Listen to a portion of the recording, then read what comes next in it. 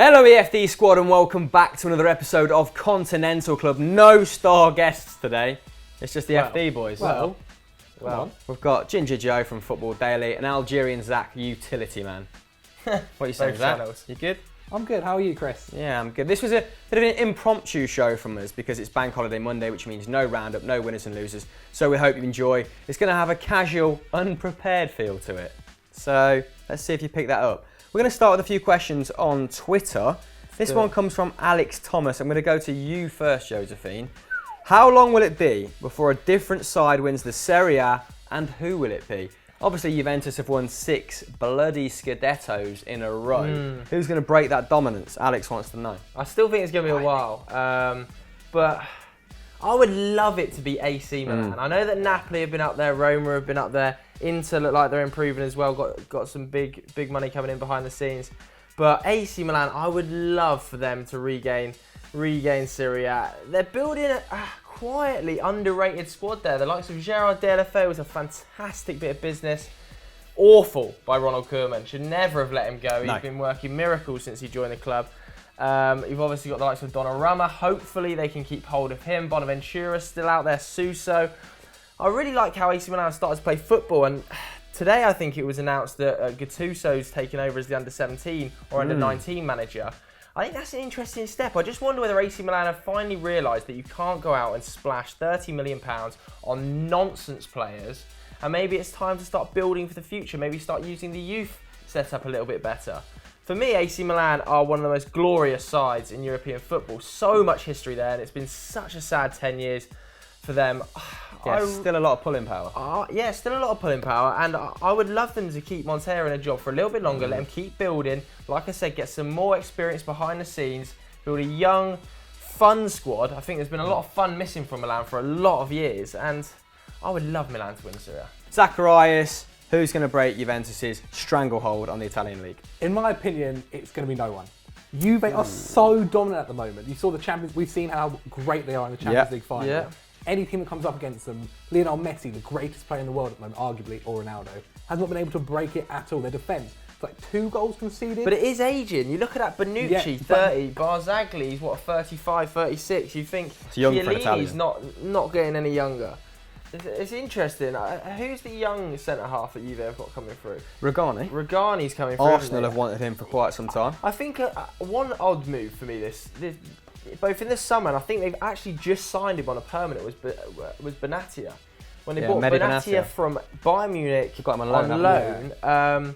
It's an interesting one. They've signed him on a permanent. He's got a lot of injury problems. Yeah. And I just wonder whether they think he could be the man that could start taking the mantle from the likes of Barzagli, because Barzagli, as good as he's been, 35, 36 years old, he's only got a couple of seasons left in him at the very top level.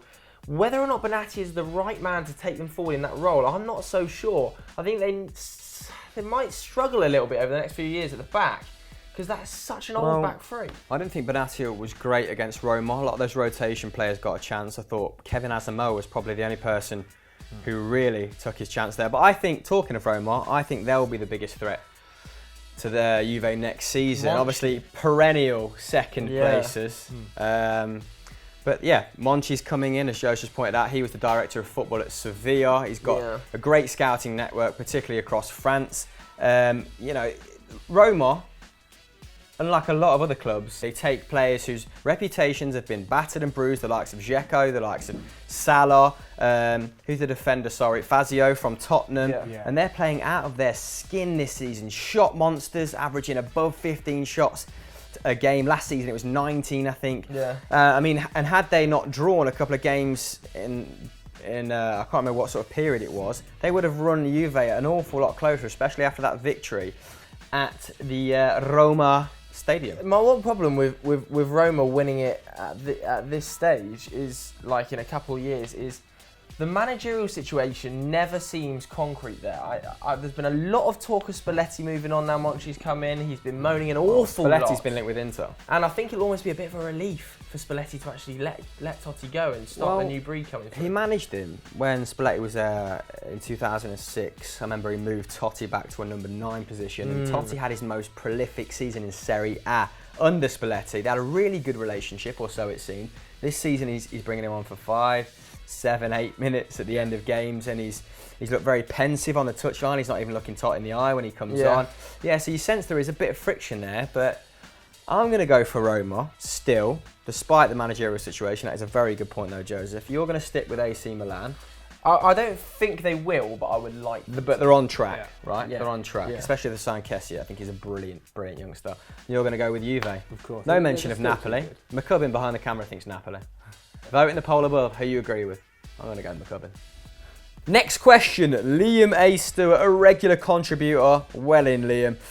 He says, with Ajax reaching the Europa final and Monaco reaching the semis of the Champions League, yes, all as one word, which side has the best youth academy? Ooh. It's a tight one. I'm going to start though by let's discuss the Europa League final. Yeah, okay. We watched it together.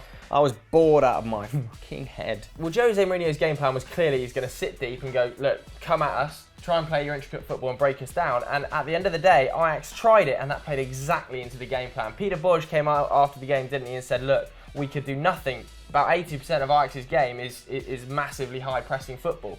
You cannot press a team in Man United that just go, right, route one, there we go, don't know what that was.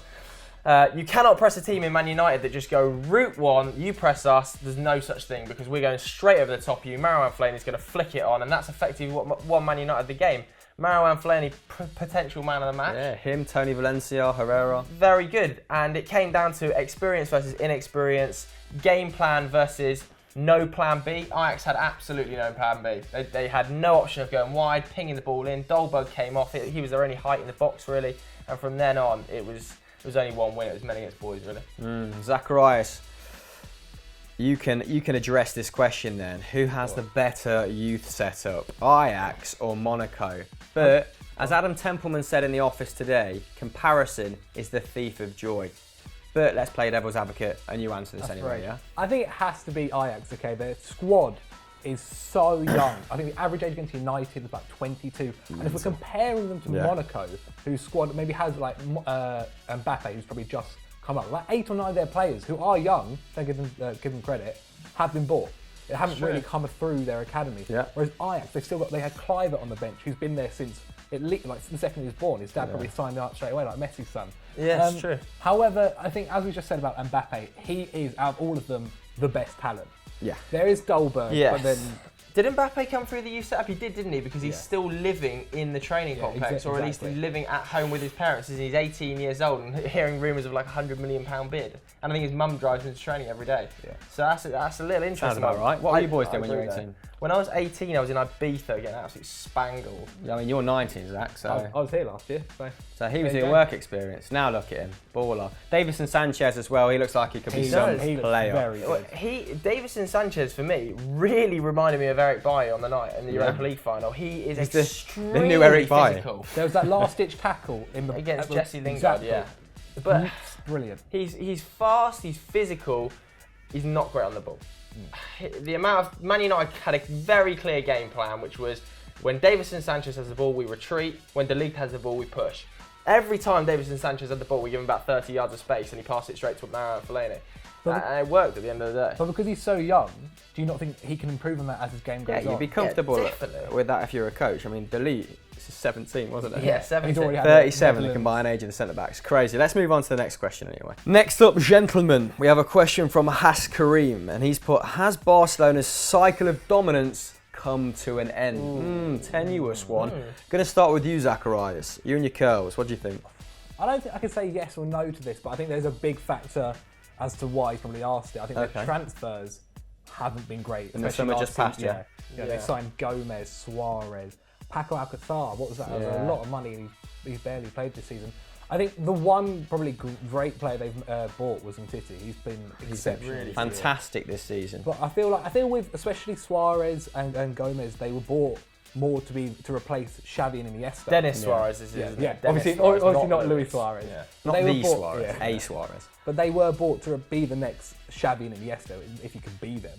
But they're never going to quite make it. I think Barcelona had such a high standard with Messi, it's a good point. Xavi, Suarez, Busquets. He's getting so old now. Someone needs to replace him. Because these are three of the greatest midfielders in history. I mean, Guillaume Balaguer said to us, in an episode of Continental Club that you should definitely watch after this, that Luis Enrique knew he was going at the end of the summer, so he signed players that wouldn't rock the boat.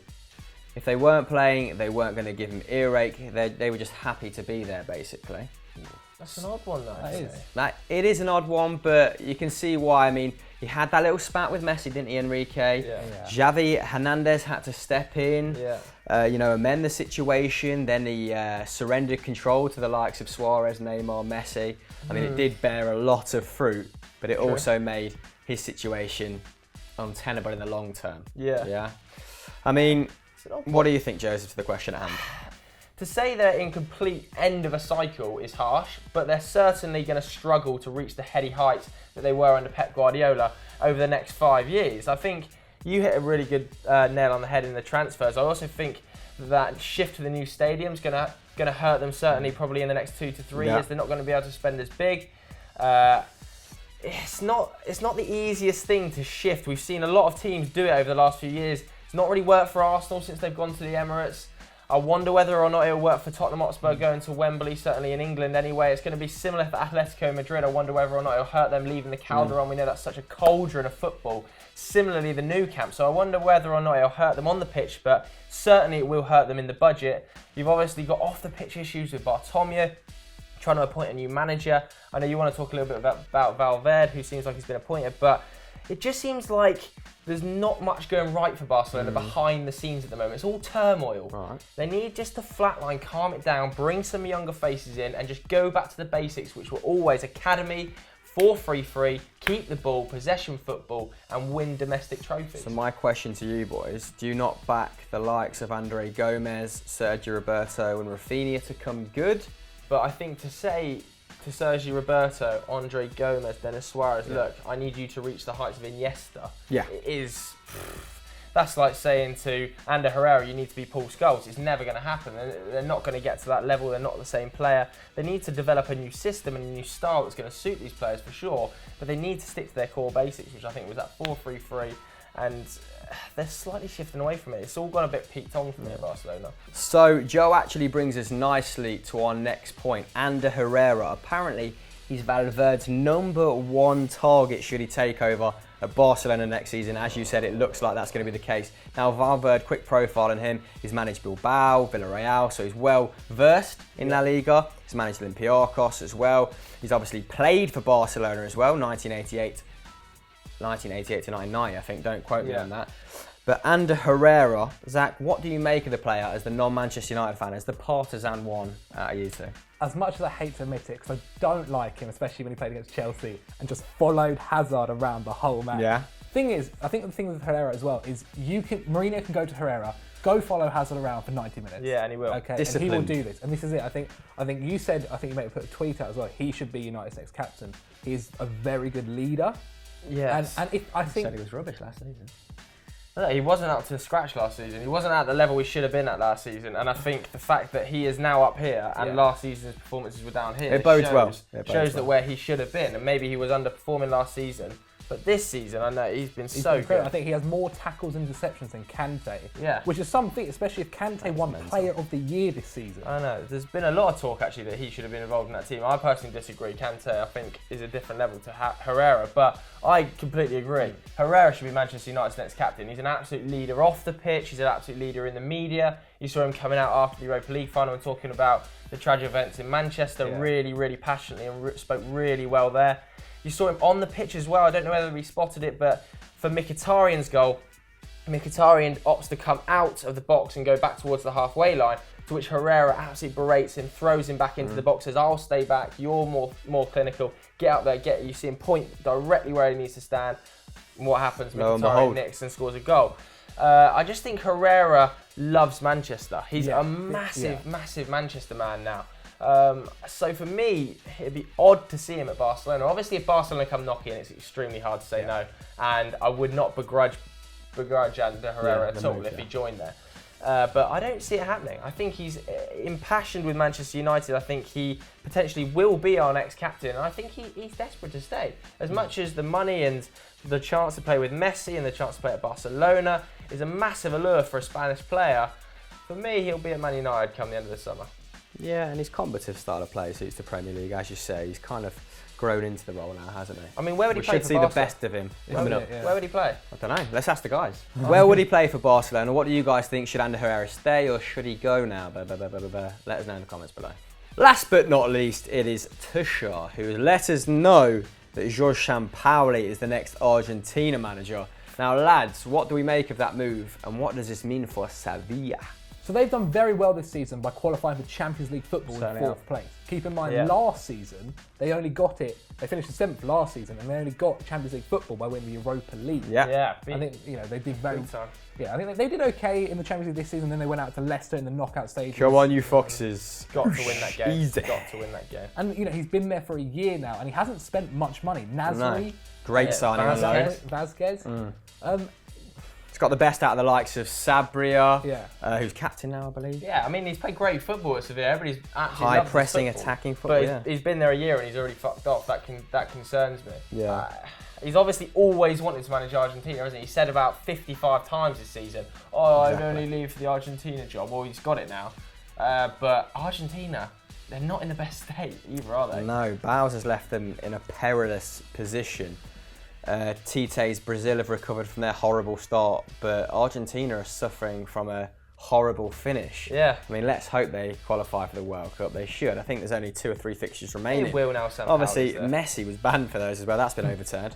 Arturo Vidal had a little bit to say about that. But my question to you boys then, one-word answers please, and we'll see if the guys agree with you in the polls. Who should take over at Sevilla now?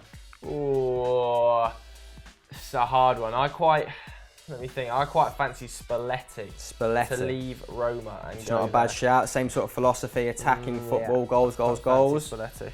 Might not be a bad transition for the players. What about you, Zacharias? It's got to be the man that did the impossible, Ranieri. Claudio! Oh, that's actually a great shout. Well-travelled man. He'd be When good was the last there time as he well. managed in Spain? He A managed while Monaco, ago. didn't A he? while ago, Juventus. Valencia, McCubbin says from behind the camera. From Yeah. nowhere. I would go for maybe Roger Schmidt.